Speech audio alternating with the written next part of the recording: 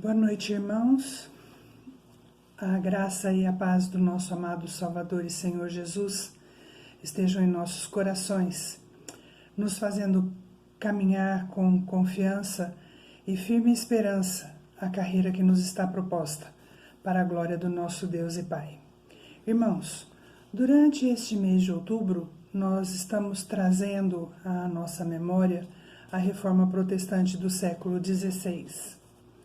Nós damos graças a Deus pela oportunidade de estarmos novamente reunidos com o propósito de adorar ao Senhor.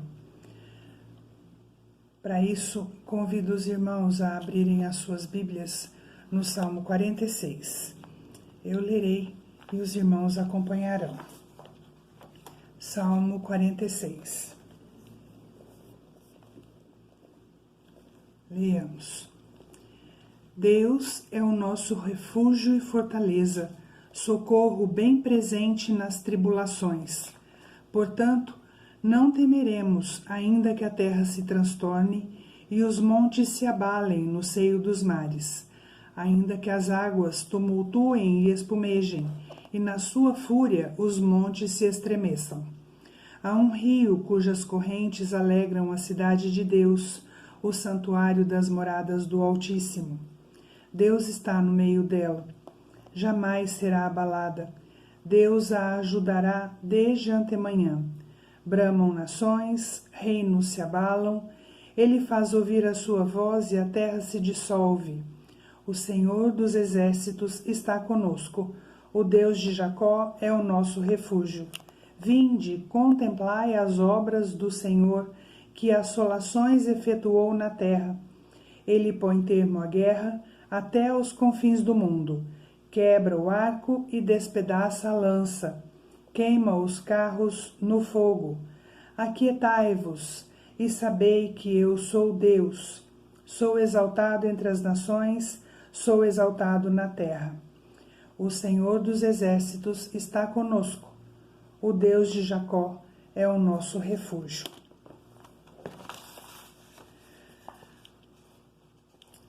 Teria sido um exagero Davi dizer: Eu te amo, ó Senhor, força minha.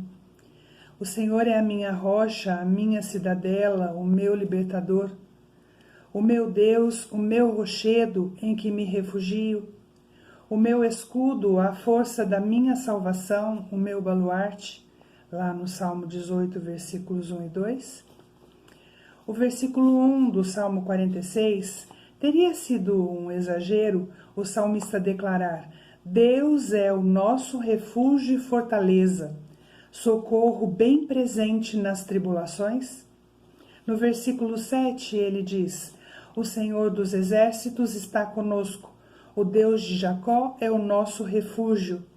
E novamente no versículo 11 ele diz: O Senhor dos exércitos está conosco, o Deus de Jacó é o nosso refúgio. Teria sido um engano, teria sido um exagero dizer essas coisas se Deus fosse menos que onipotente, se ele fosse menos que onipresente. Mas o reconhecimento da grandeza de Deus, incluindo sua onipresença e sua onipotência, produz grande fé e elevado louvor. O versículo 10 diz: Aquietai-vos e sabei que eu sou Deus. É Deus quem está dizendo isso. Sou exaltado entre as nações, sou exaltado na terra. Certamente, a profunda experiência de Martinho Lutero com o Senhor Deus, lendo o Salmo 46, fez com que ele desejasse exaltar a grandeza da majestade de Deus. Ele então compôs um hino, Castelo Forte, que ficou conhecido como a Marselhesa da Reforma.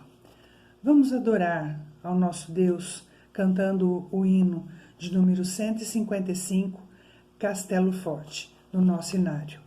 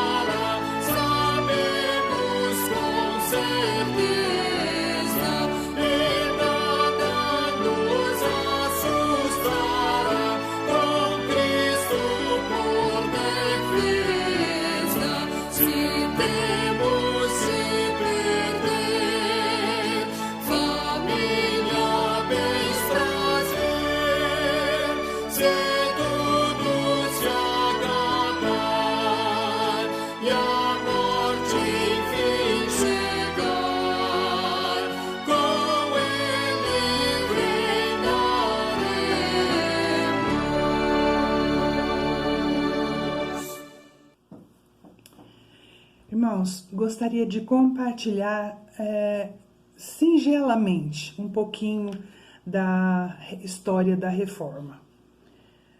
Na revista da nossa SAF, no quarto trimestre de 2017, foi publicado o seguinte artigo: Martinho Lutero, de 1483 a 1546, era um monge com 34 anos quando, em protesto contra as práticas da Igreja Católica que conflitavam com as Escrituras, entre elas as indulgências e as vendas de relíquias sagradas, publicou 95 teses e as afixou na porta da igreja do castelo de Wittenberg, na Alemanha, propondo uma reforma na igreja no século XVI. Era o dia 31 de outubro de 1517, véspera do dia de Todos os Santos, quando milhares de peregrinos afluíam para Wittenberg para a comemoração do feriado do dia de Todos os Santos e o feriado do dia de Finados, 1 e 2 de novembro. A intenção era discutir com os teólogos católicos questões sobre penitência, indulgências e a salvação pela fé. Lutero estudava direito quando descobriu um exemplar da Bíblia em latim na biblioteca de Erfurt, na Alemanha. Em 1505, resolveu tornar-se monge agostiniano aos 22 anos, após quase perder a vida em uma tempestade. Em 1508, quando era professor na Universidade de Wittenberg, recebeu a incumbência de interpretar a Bíblia e em Romanos, capítulo 1, versículo 17, Deus abriu seus olhos e ele leu: "O justo viverá pela fé." Lutero, entre outros hinos, compôs o hino Castelo Forte, que foi baseado no Salmo 46, que nós dissemos é conhecido como a Marselhesa da Reforma. Para o nosso momento de contrição, irmãos, nós vamos abrir as nossas Bíblias em Romanos, no capítulo 5, versículos de 1 ao 11. Romanos, capítulo 5, e nós vamos ler os versículos de 1 ao 11.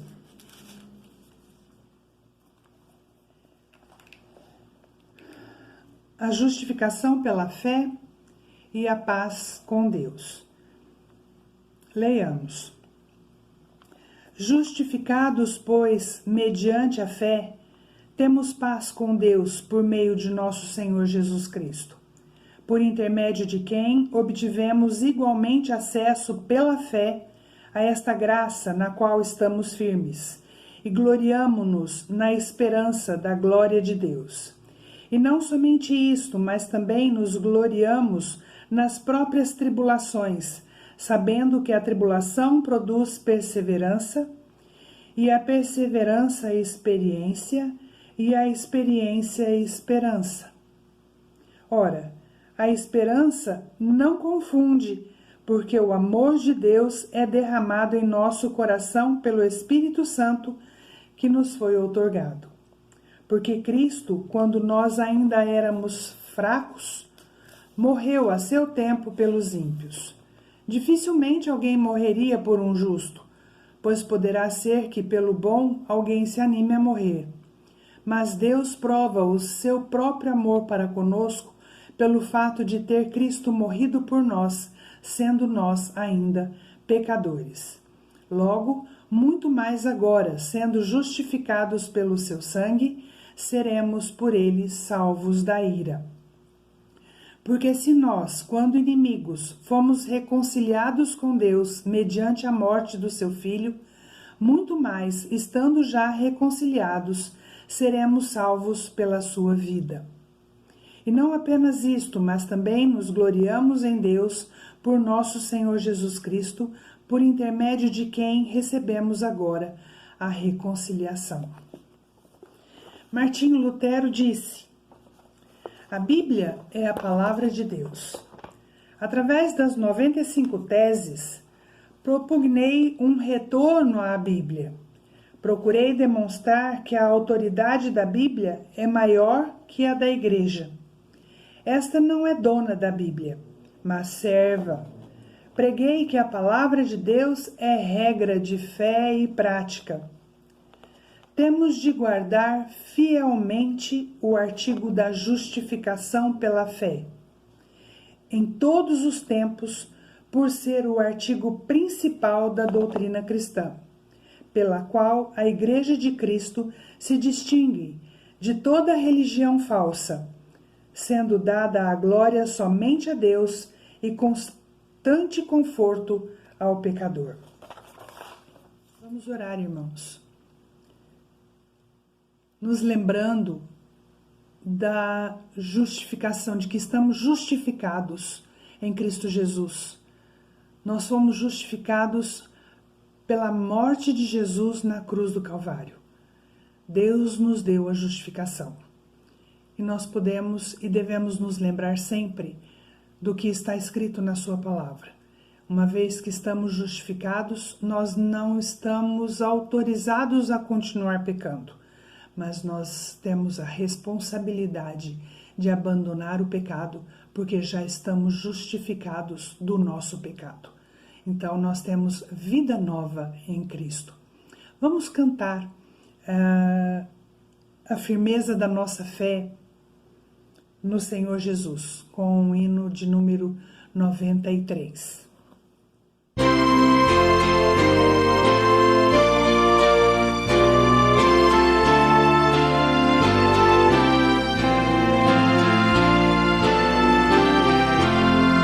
Somente ponho a minha fé na graça excelsa de Jesus, no sacrifício remidor, no sangue do bom Redentor.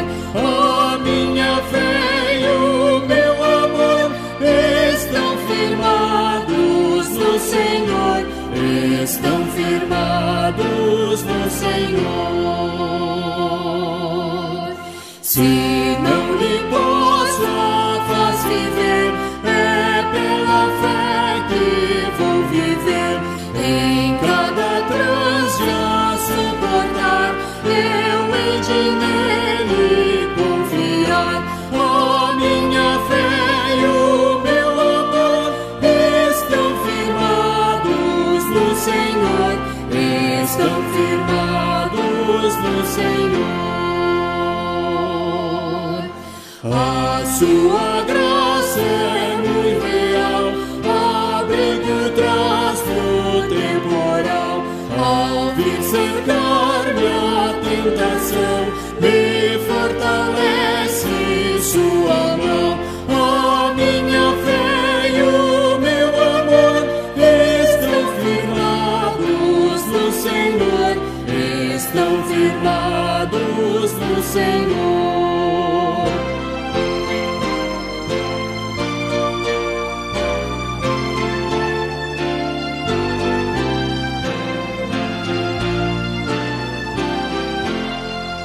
Quando a trombeta ressoar, irei com ele me encontrar, e com os salvos cantarei, louvor eterno ao grande Rei.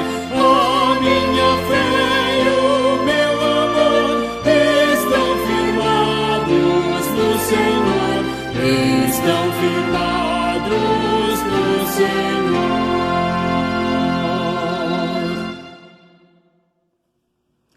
Irmãos, para o nosso momento de intercessão, nós vamos fazer a leitura em Romanos, no capítulo 8. Nós vamos ler os versículos de 26 a 28 e depois os versículos de 31 a 39. Romanos, capítulo 8, versículos de 26 a 28 e depois de 31 a 39. Leiamos. Também o Espírito semelhantemente nos assiste em nossa fraqueza, porque não sabemos orar como convém, mas o mesmo Espírito intercede por nós sobremaneira com gemidos inexprimíveis. E aquele que sonda os corações sabe qual é a mente do Espírito, porque segundo a vontade de Deus é que ele intercede pelos santos.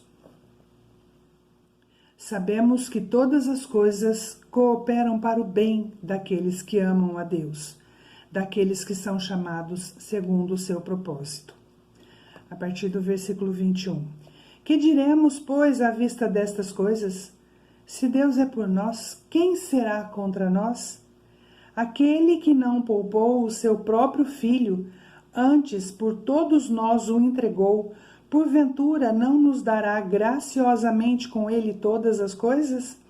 Quem intentará acusação contra os eleitos de Deus? É Deus quem os justifica. Quem os condenará? É Cristo Jesus quem morreu, ou antes, quem ressuscitou, o qual está à direita de Deus e também intercede por nós. Quem nos separará do amor de Cristo? Será tribulação, ou angústia, ou perseguição, ou fome, ou nudez, ou perigo, ou espada? Como está escrito: por amor de ti somos entregues à morte o dia todo. Fomos considerados como ovelhas para o matadouro. Em todas essas coisas, porém, somos mais que vencedores por meio daquele que nos amou.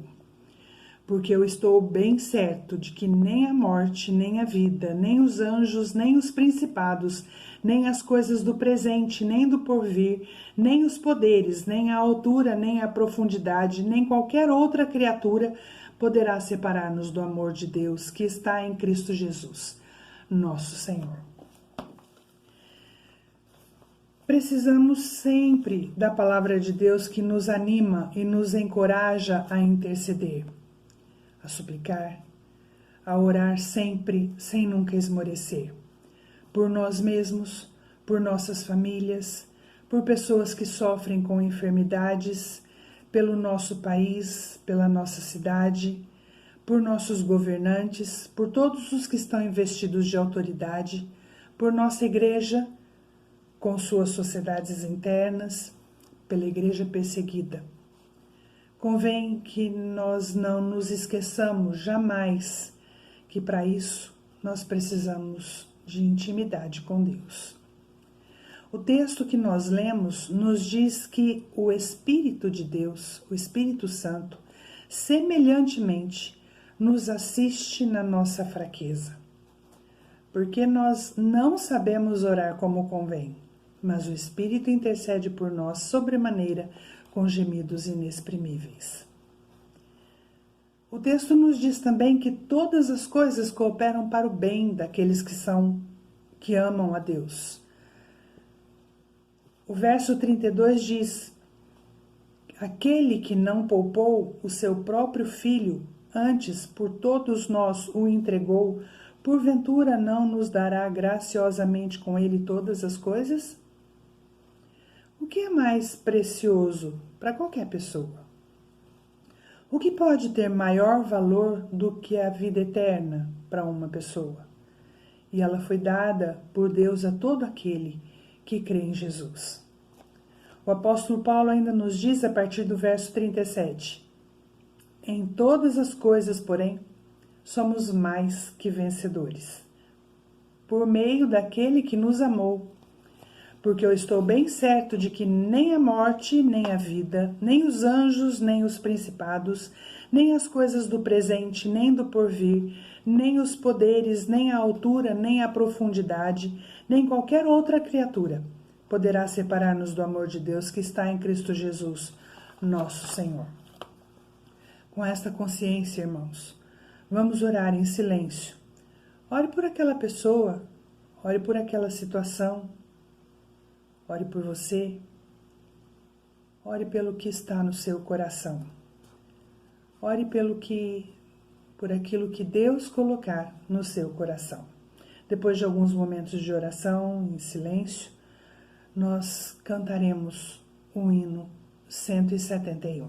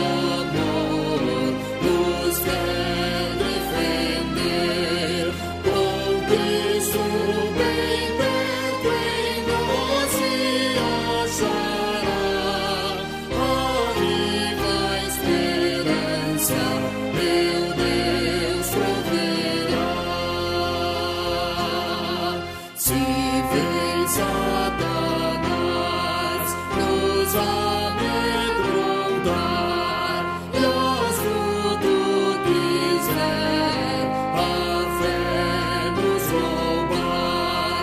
Não pode, é nossa e sempre será a rica esperança, meu Deus proverá. Morro de labor, o esforço tenaz, somente o Senhor vitória nos traz. Em sua bondade nos socorrerá, conforme a esperança, meu Deus proverá.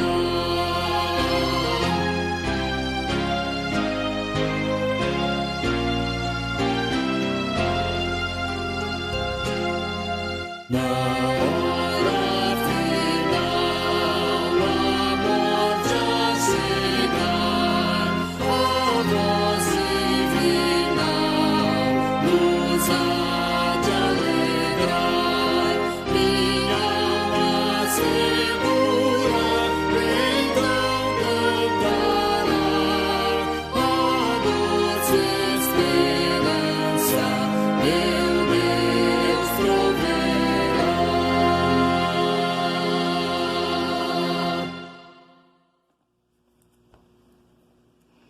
Irmãos, para o nosso momento de louvor, eu gostaria que nós lêssemos na carta de Paulo aos Romanos, no capítulo 1, os versículos 16 e 17.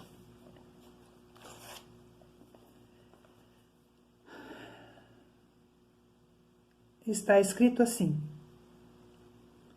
pois não me envergonho do Evangelho, porque é o poder de Deus para a salvação de todo aquele que crê, primeiro do judeu e também do grego, visto que a justiça de Deus se revela no Evangelho de fé em fé, como está escrito: o justo viverá por fé.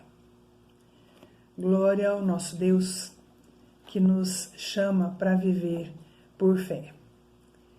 Que as nossas vidas glorifiquem ao nome do nosso Deus. Nós vamos passar a palavra para o pastor, que nos trará a mensagem dessa noite. E logo em seguida, nós vamos cantar o hino 299 e receberemos a bênção e cantaremos o amém. Que o Senhor nos abençoe, que a sua palavra fale aos nossos corações, que as nossas vidas sejam edificadas, transformadas e seja sempre para a glória do nosso Deus. Em nome de Jesus. Amém. Amados irmãos, a graça e a paz do nosso Salvador e Senhor Jesus Cristo seja com todos, nos seus lares ou onde quer que estejam compartilhando esse momento de reflexão na Palavra de Deus, nesse ato de culto que nós oferecemos a Deus. Nós estamos celebrando neste mês a Reforma Protestante do século XVI, são 503 anos, nós estamos nos lembrando, né, recordando desde que aconteceu aquela reforma religiosa, e nós recorremos à Palavra de Deus, nós tomamos a Palavra de Deus porque ela é a nossa única regra de fé e prática, e esse é um dos princípios estabelecidos na Reforma e adotados pelos herdeiros da Reforma em todo esse tempo, e um princípio adotado pelos herdeiros da Reforma nos nossos dias. A Bíblia é a Palavra de Deus, ela é a nossa única regra de fé e prática. E é um dos 5 pontos, uma das cinco declarações relativas à vida com Deus, à comunhão com Deus, o culto a Deus, a vida cristã. Uma das 5 declarações, uma das 5 afirmações é essa: sola Scriptura. nós partimos da Bíblia, que é a palavra de Deus, para tomarmos conhecimento daquilo que Deus transmite a nós por meio da sua palavra. Aquilo que Deus fala conosco, aquilo que Deus quer comunicar conosco, Ele fez com que fosse registrado, e nós temos as Escrituras Sagradas, que são a nossa única regra de fé e prática. Nós vamos ler em Efésios, no capítulo 2, é o mesmo texto que nós lemos no primeiro domingo desse mês, e vamos lê-lo novamente, e vamos lê-lo por causa da base que ele nos dá e das informações que ele nos dá a respeito dessas 5 declarações dos reformadores, e que são hoje nossas, dos herdeiros da Reforma, e nós vamos recordar essas afirmações e vamos enfatizar uma delas, que é aquela sobre a qual nós ainda não temos maior atenção.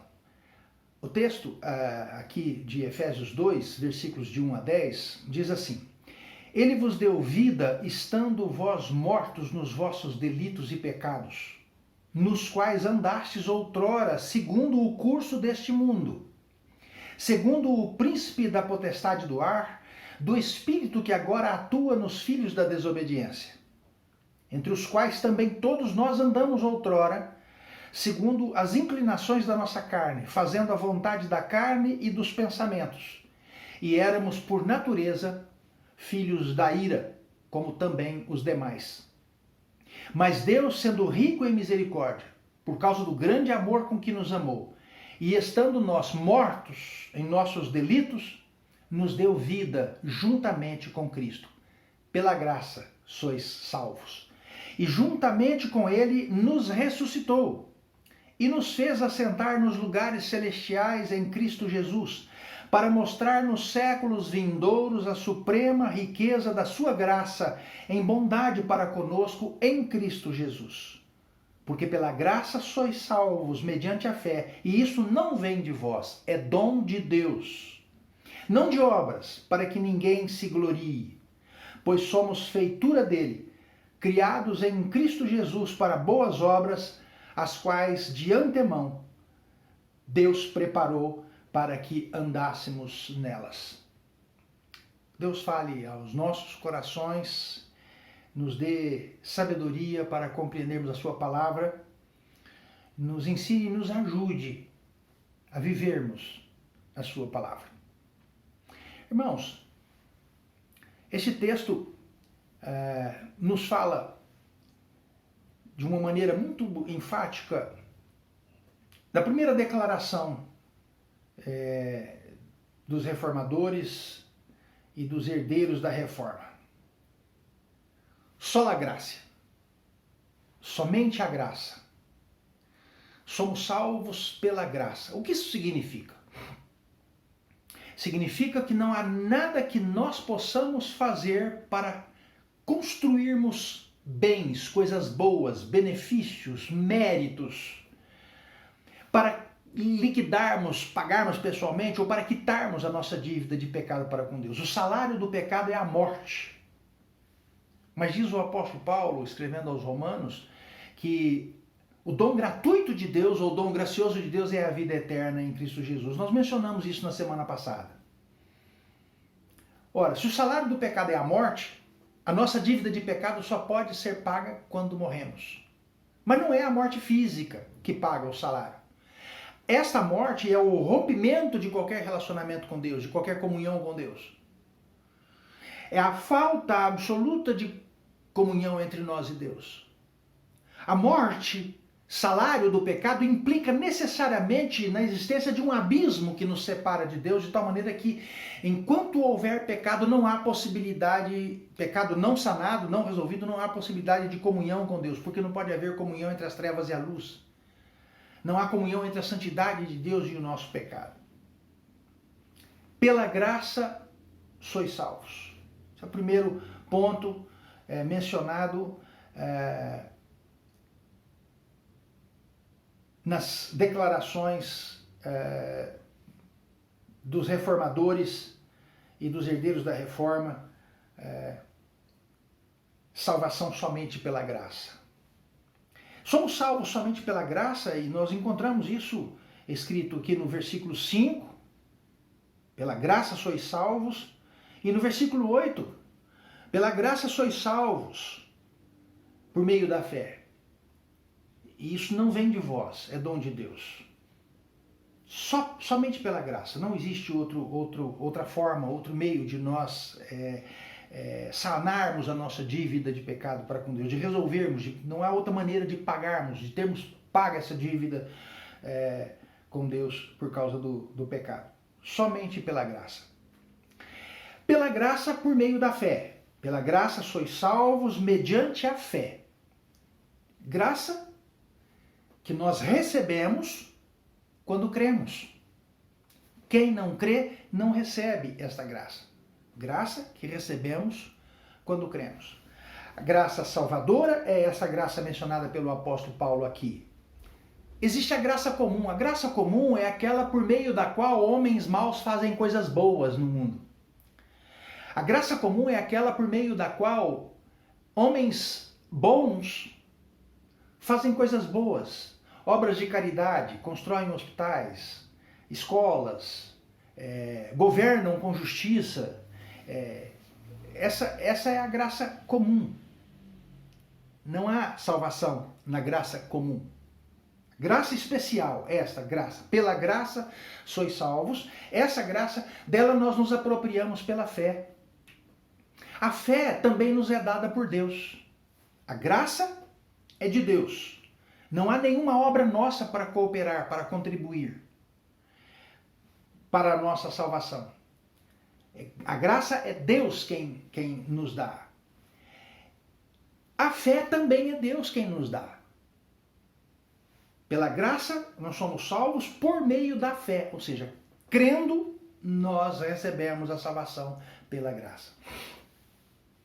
Um dos malfeitores na cruz creu e ouviu de Jesus a promessa: em verdade te digo que hoje estarás comigo no paraíso. O outro não creu, Jesus não discutiu com ele, Jesus não contestou, Jesus não refutou. Na verdade, toda a refutação quem fez foi o malfeitor arrependido. O que não se arrependeu não fez isso. Mas o que fica absolutamente claro ali é que esse malfeitor que blasfemou contra Jesus, contra Deus ali na cruz, não aceitando, não crendo, rejeitando, o que ele fez foi simplesmente rejeitar a graça salvadora. Ele rejeitou a graça salvadora.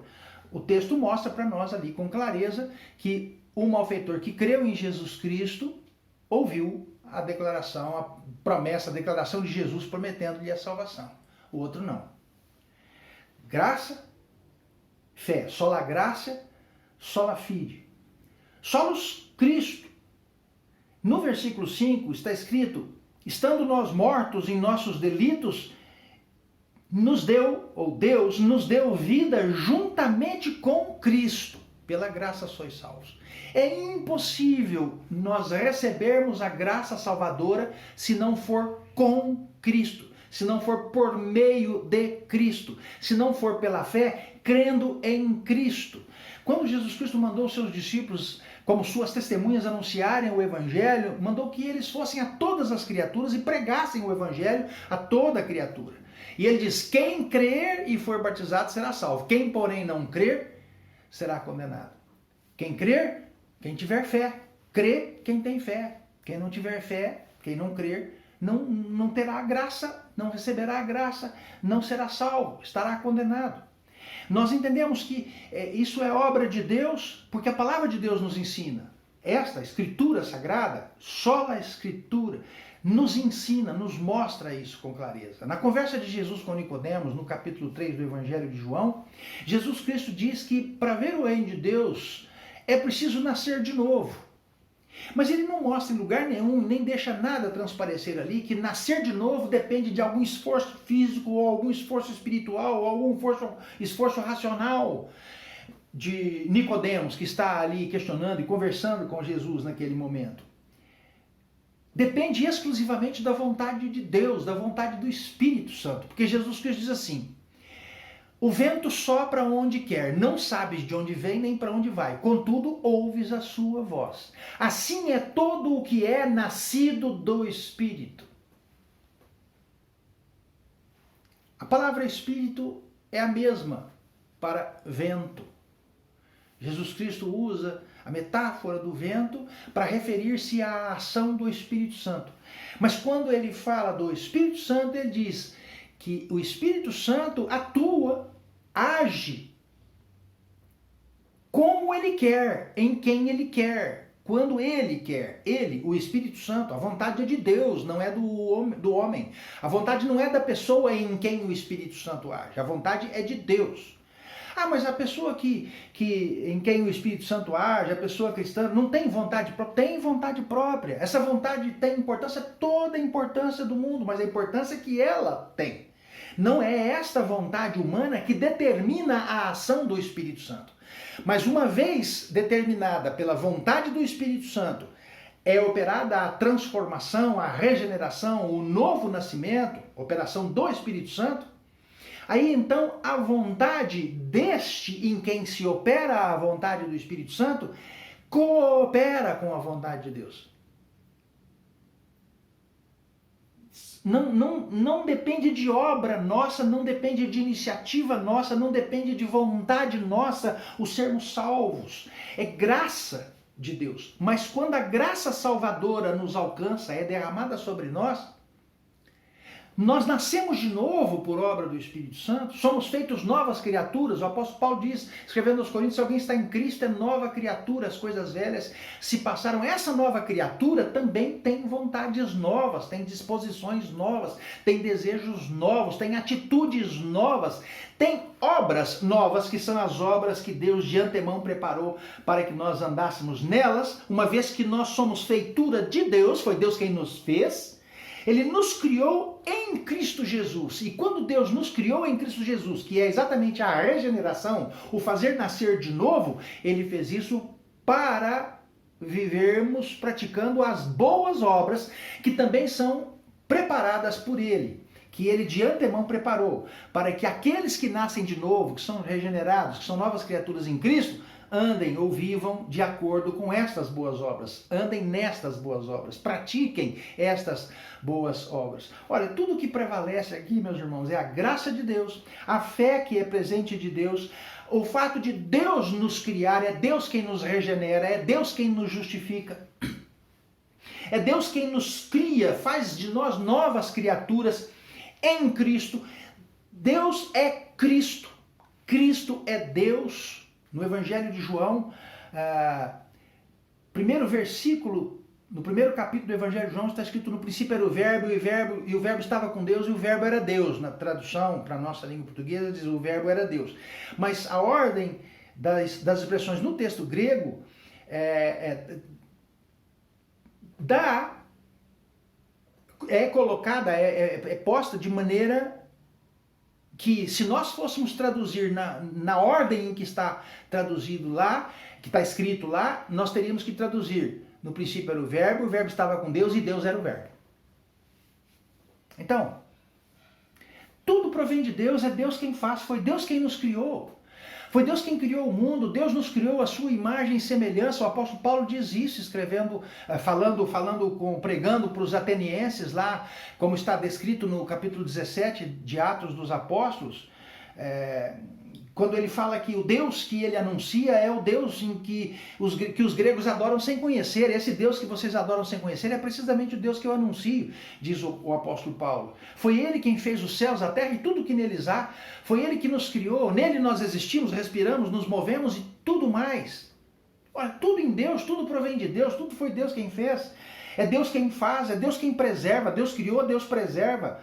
Deus estabeleceu um propósito, criou com um propósito, e é Deus quem dá todas as garantias de que o seu propósito está sendo plenamente cumprido.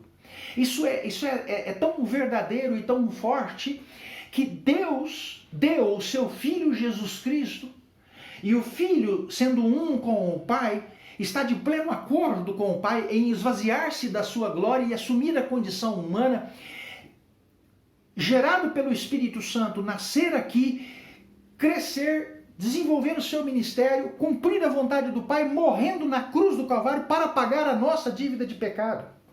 É porque Jesus Cristo paga o nosso pecado na cruz, a dívida do nosso pecado na cruz, que nós podemos receber o perdão por graça.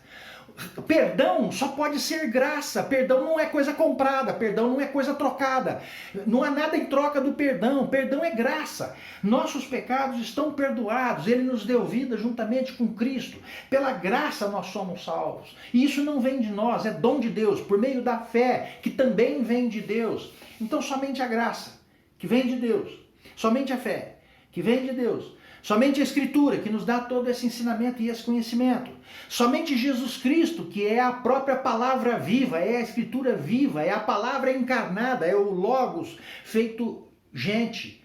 É o Deus que se fez homem. É o Verbo que se fez homem. No princípio era o Verbo. E o Verbo estava com Deus. E o Verbo era Deus. E no versículo 14 diz que o Verbo se fez carne e habitou entre nós, cheio de graça e de verdade.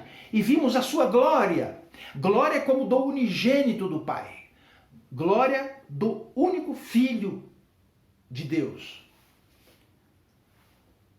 Por último, o que mais nos interessa hoje, somente a graça, somente a fé, somente Jesus Cristo, somente a Escritura Sagrada, e somente Deus recebe toda a glória. Toda glória é devida a Deus. Toda glória pertence a Deus. Toda glória deve ser dada inteiramente e somente a Deus. Porque Ele é o Criador de tudo. Ele é o preservador de tudo. Ele planejou e executou através do seu Filho Jesus Cristo e aplicou em nós através do seu Espírito Santo e continua aplicando e vai fazer isso até a volta de Jesus Cristo. Então, Ele nos deu o seu Espírito como selo da promessa. O Espírito é o penhor de Deus que garante o cumprimento da graça salvadora em nós. É o Espírito Santo que nos preserva e nos sustenta com fé. É Ele que fortalece a nossa fé, nos dando discernimento, sabedoria, iluminando o nosso entendimento, nos revelando a verdade da palavra de Deus que nós conhecemos quando lemos, quando estudamos aqui. Tudo isso provém de Deus. Por essa razão, não há absolutamente nenhuma glória que seja devida ao homem, seja este homem qual for. Você sabe, nós sabemos que muitos homens amam a glória. Há muitos líderes religiosos que amam a glória.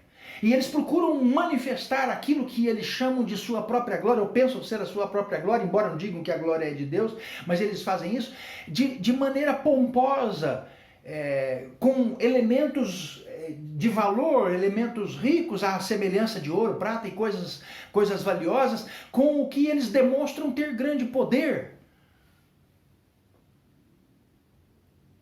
Mas a glória, toda a glória no mundo e do mundo tem que ser dada a Deus, pertence somente a Deus. Somente Deus é digno de receber toda a honra e toda a glória. É equivalente a glorificar a Deus, prestar culto a Deus. É equivalente a dar glória a Deus e glorificar a Deus, adorar a Deus. Quem mais pode ser adorado? O próprio Deus diz isso. Eu sou o Senhor teu Deus que te tirei do Egito, da terra da servidão. Não terás outros deuses diante de mim. Não farás para ti imagem de semelhança de coisa alguma, de cima do céu, em cima da terra ou embaixo da terra. Só eu sou o Senhor. Eu sou o Senhor. Quando Deus fala com Moisés, Deus usa uma expressão que o nome de Deus, que é impronunciável, mas que significa eu sou o que sou. Eu sou. Como é que nós vamos explicar isso? Toda a glória é de Deus. Ele tem controle absoluto sobre todas as coisas. Ele é soberano. Ele é o dono de tudo por direito de criação. Por isso, só lhe deu glória. Por isso, só a Deus a glória. Só Deus é digno de glória. Toda glória deve ser dada a Deus. Deus nos criou para o louvor da sua glória. Nos criou à sua imagem e semelhança para o louvor da sua glória. Nos avisou da sua vontade para que nós lhe fôssemos obedientes, e nós desobedecemos, transgredimos, mas Deus, rico em misericórdia, nos perdoou, e através da lei dada ao seu povo, através da história, Deus vem preservando o seu povo. O apóstolo Paulo diz que Deus deu a lei para a lei servir de aio, de guia, para conduzir o seu povo, o povo de Israel, até Jesus Cristo. Ou seja, para não permitir que o povo debandasse, que o povo se espalhasse, que o povo se afastasse totalmente da presença de Deus, que o povo perdesse completamente a possibilidade de comunhão com Deus. A lei foi dada para isso, para não deixar o povo se perder definitivamente até Jesus Cristo chegar. Quando Jesus Cristo chegou, ele veio para cumprir a lei, porque Jesus Cristo, cumprindo a lei, ele satisfaz a todas as exigências da justiça de Deus. E essa justiça de Cristo, imputada sobre nós, nos purifica de todo o pecado e nos reconcilia com Deus pela graça. Nós nos apropriamos dessa graça crendo por meio da fé. Mas nós, estando mortos nos nossos delitos e pecados, não temos como gerar essa fé, não temos como produzir essa fé. Essa fé não é produto nosso, não é fruto de nós mesmos. Ela nos é dada por Deus, é presente de Deus, é dom de Deus, é obra do Espírito Santo. Então, pela graça nós somos salvos, glória a Deus por isso. Mediante a fé, glória a Deus por isso, porque a fé também provém dele. Por meio de Jesus Cristo, porque sem Jesus Cristo nada disso seria possível, glória a Deus por isso. Só Deus é digno e merecedor de toda a glória por isso. Tomamos conhecimento dessas verdades todas pelas Escrituras? Sim, pelas mesmas Escrituras que se manifestam vivas, encarnadas em Jesus Cristo, para a glória de Deus. E todo esse conhecimento que Deus nos dá através da sua palavra é para que nós saibamos que Ele é o único digno de toda honra e de toda glória. Só lhe deu glória. E para que nós, transformados, regenerados, nascidos de novo, feitos novas criaturas, criaturas de Deus, compreendamos e não queiramos outra coisa senão vivermos glorificando a Deus, vivermos para a glória de Deus. Salvação só pela graça, somente pela fé, somente em Jesus Cristo. Sem Jesus Cristo, impossível. E Jesus Cristo é a palavra viva e encarnada, portanto, somente pela palavra de Deus nós podemos ter esse conhecimento. Por isso a palavra tem que ser anunciada, tem que ser pregada, tem que ser proclamada. Isso foi o que Deus mandou fazer. Deus levantou profetas para nos dar a sua palavra. Deus levantou Moisés para, como legislador, nos dar a sua lei, que é a sua palavra. E agora a igreja no mundo tem a responsabilidade de tornar conhecido Deus por meio da sua palavra. Nós não temos que inventar nada. Como testemunhas de Deus, como testemunhas de Cristo, nós não temos e nem podemos inventar nada. Nós precisamos simplesmente dar testemunho de Deus, Pai, Filho e Espírito Santo, por meio da palavra. Conhecendo a palavra, vivendo a palavra, anunciando com as obras e proclamando a palavra com a nossa voz, em alto e bom som. Precisamos de Deus para fazer isso.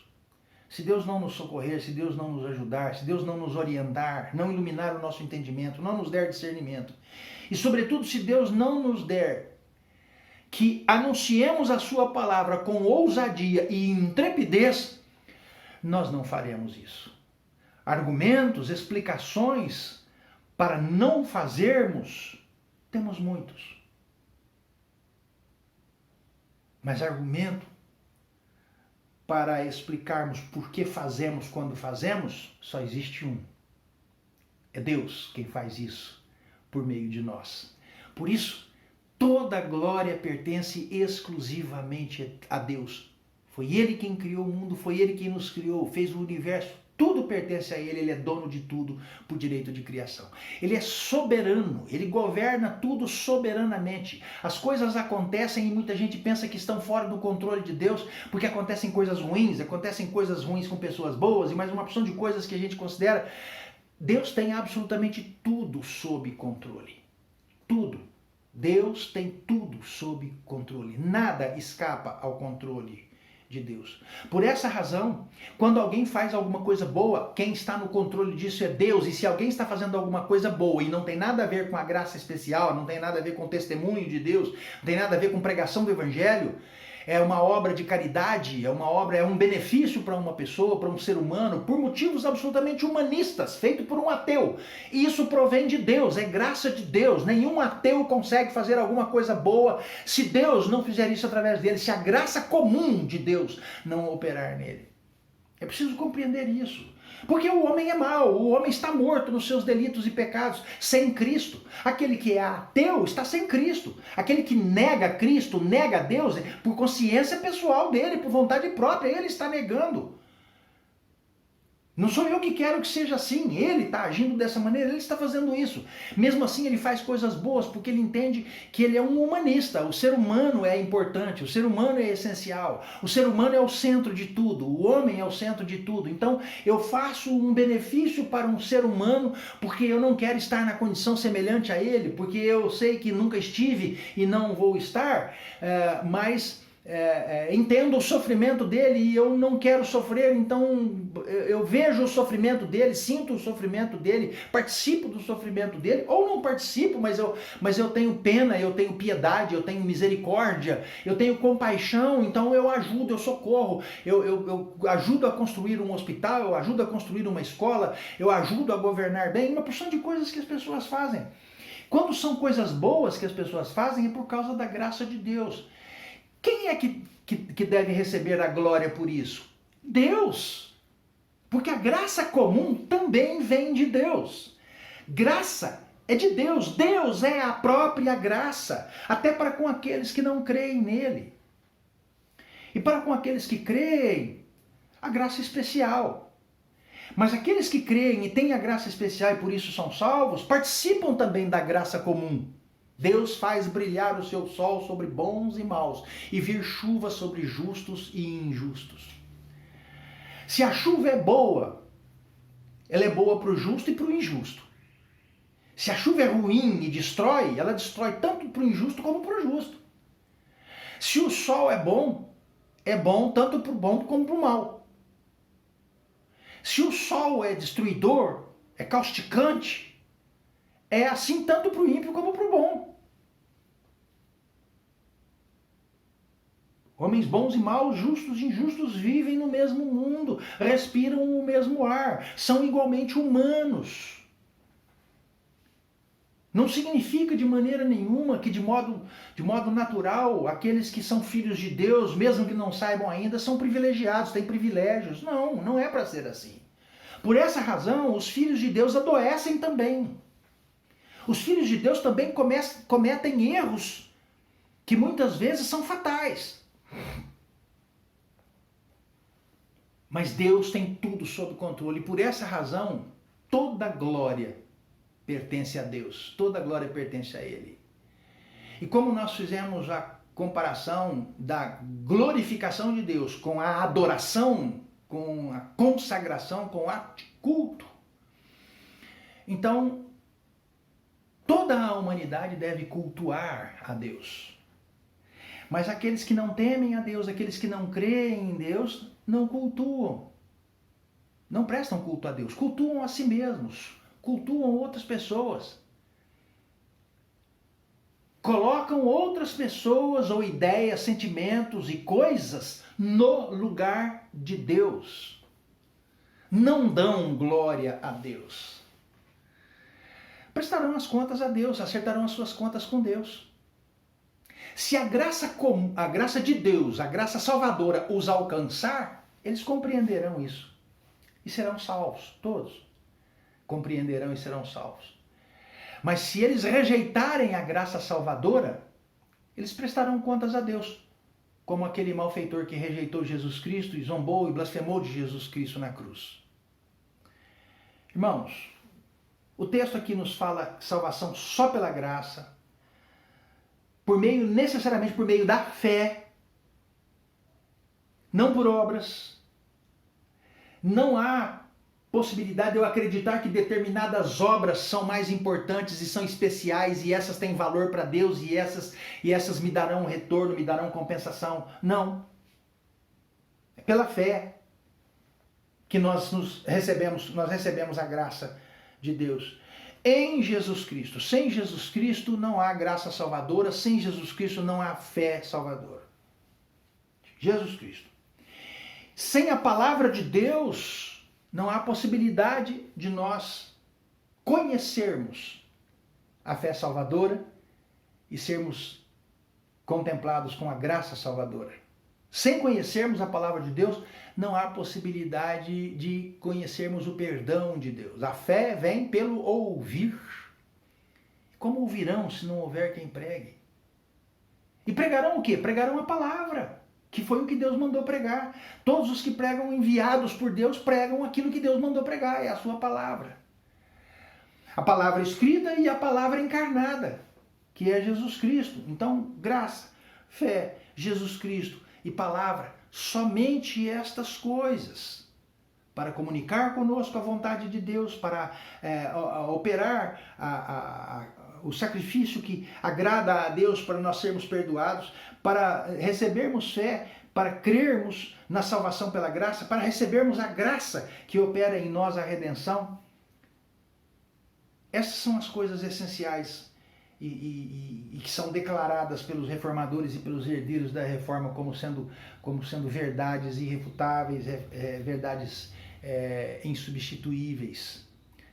A graça, a fé, a palavra de Deus, Jesus Cristo. E por último, toda glória somente a Deus. Só Deus é digno de toda a glória. Toda glória pertence a Deus, por isso toda glória deve ser dada a Deus. E claro, os filhos de Deus compreendem isso. Os filhos de Deus que vivem em comunhão com Deus e que se dedicam a ouvi-lo para viver de acordo com a sua vontade, compreendem isso. E têm vivido o aprendizado de glorificar somente a Deus. Que Deus nos ajude, Deus nos abençoe. Nos dê o discernimento de que nós necessitamos para que nós vivamos com esta convicção. Sola graça, sola fide, sola escritura, solus Cristo, só lhe deu glória. Nós vamos agora cantar um hino, o hino de número 299, como uma oração nossa.